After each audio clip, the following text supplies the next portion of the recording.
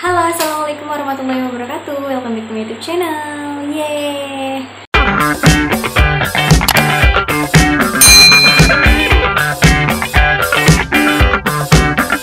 Nah, sebelumnya aku mau ngucapin dulu terima kasih kepada teman-teman yang sudah mensupport channel ini hingga mencapai 1000 subscriber.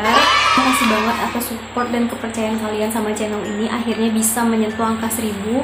Karena jujur aja menyentuh angka 1000 itu bukan hal yang mudah.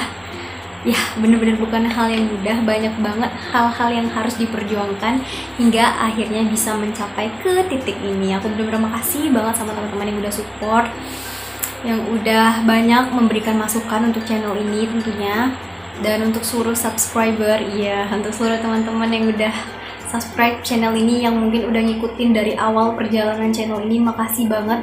Aku nggak nyangka udah sampai di titik ini, udah sampai di 1000 subscriber. Terima kasih. Nah, di video kali ini khusus banget aku mau sharing ke kalian itu gimana sih caranya, atau sistem ngulang mata kuliah tuh gimana sih. Soalnya itu tuh banyak banget komentar-komentar gitu kan, dan rasanya tuh melelahkan untuk ngebalasin komentarnya satu-satu. Jadi aku bakal buatin aja di video kali ini. Nah, jadi karena aku bakal ngebahas perihal sistem perihal gimana sih kalau misalkan kita tuh mengulang mata kuliah, atau apa sih yang terjadi kalau misalkan kita mengulang mata kuliah. Dan video ini aku bakal jelasin sistem mengulang mata kuliah itu gimana. Namun dari tadi aku muter-muter ya, pokoknya kayak gitu lah ya. Jadi yang pertama yang perlu teman-teman ingat, mesti diingat bahwasanya mengulang mata kuliah itu kita akan mengulang di semester yang sama. Maksudnya jadi gini, ini aku pelan-pelan ya ngejelasinnya. Misalnya nih, aku gagal di mata kuliah agama semester 1, maka aku akan mengulang mata kuliah agama itu di semester 3. Kenapa di semester 3? Karena memang mata kuliah itu diulang atau dibukanya itu memang di semester yang sama, alias sama-sama di semester ganjil. Begitupun juga dengan semester genap. Jadi kalau misalkan teman-teman gagal nih, ingat-ingat aja gitu, gagalnya itu di semester ganjil atau di semester genap. Karena memang biasanya kalau di kampus aku sendiri memang dibukanya itu nanti di semester yang sama, itu apakah ganjil apakah genap, dan dia akan dibuka di semester itu. Nah, terus yang kedua untuk kelasnya sendiri itu biasanya ya ada kemungkinan kita bakal sekelas sama junior-junior kita atau junior-junior yang emang baru masuk, yang emang mata kuliahnya itu di sistem sama prodi ataupun kampus gitu. Itu ada kemungkinan. Dan kemungkinan kedua itu kita buka kelas baru atau buka kelas sendiri by request gitu loh.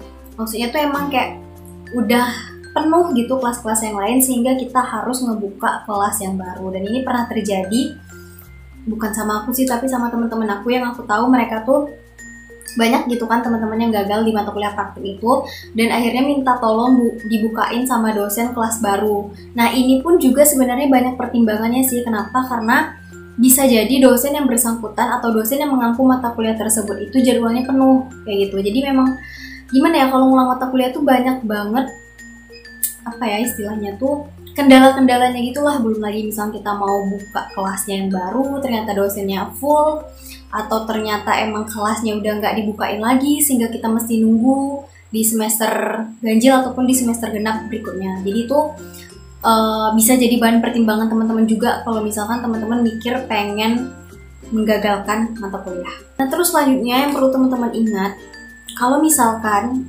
mata kuliah itu yang kita ngulang kayak gitu dan kita mau ambil lagi, ini perlu diingat bahwasanya biasanya yang diprioritaskan itu atau yang akan dikasih duluan itu biasanya anak-anak baru atau anak-anak maba lah kayak gitu ceritanya, atau anak-anak maba yang memang baru ngambil mata kuliah itu.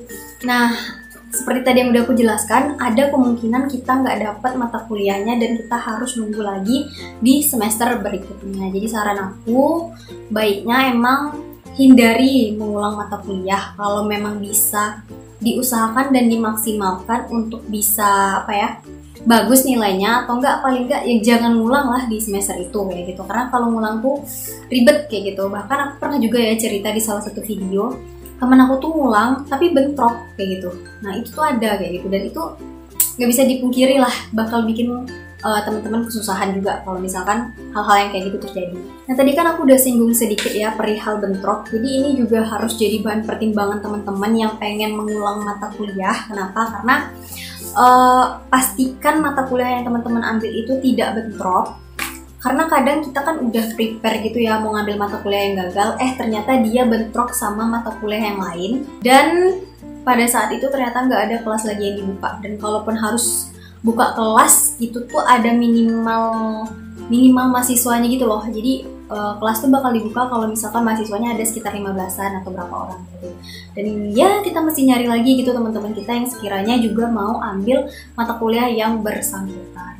Oh ya, aku mau jelasin juga, ini banyak banget masuk di kolom komentar terkait nilai. Jadi buat teman-teman nih yang sering banget nanya nilai, C gimana, ya itu sering banget aku baca ya. Untuk teman-teman yang dapat nilai C biasanya itu nggak ngulang ya. Jadi kalau misalkan udah dapat nilai C, biasanya kita nggak ngulang kayak gitu. Makanya jangan sampai dapat nilai C, kalau bisa tuh A gitu. Makanya kita harus punya semangat, apa ya istilahnya itu, kayak semangat belajar gitu loh. Jadi kalau bisa menghindari nilai C ya dihindari kayak gitu. Dan kemarin aku dapat informasi juga, aku nggak tahu ini valid atau enggak. Jadi mungkin bisa disesuaikan ya sama kampusnya. Please tolong didengar baik-baik, sesuaikan sama kampus teman-teman dan silakan tanya sama dosennya. Jadi katanya kalau misalkan kita tuh mau kumlot, apa ya, paling nggak cuma boleh bawa nilai C itu cuma 1 kalau nggak salah. Tapi ada juga beberapa kampus yang kalau misalkan mau kumlot itu nggak boleh bawa C gitu. Nah itu juga harus teman-teman perhatikan. Apapun informasi yang aku share di video ini, semuanya itu kebijakan dan ketentuannya dikembalikan lagi ke pihak kampus teman-teman. Jadi aku sebenarnya ngebagiin info tuh secara general aja, secara pengalaman aku pribadi kayak gitu. Jadi jangan langsung pukul rata bahwasanya semua kampus itu sama kayak gitu. Oke guys, mungkin itu aja video dari aku hari ini. Kurang dan lebihnya aku mohon maaf. Kalau misalnya kalian masih juga kurang jelas, kalian boleh komen atau kalian boleh langsung DM aku di Instagram. Jadi kalau misalkan pertanyaannya itu personal banget dan kalian ngerasa nggak nyaman nanyainnya di kolom komentar, kalian boleh banget nge-DM aku di Instagram. Kalian boleh banget nge-DM aku di Instagram @ensupriyanti42. Aku tunggu ya. See you!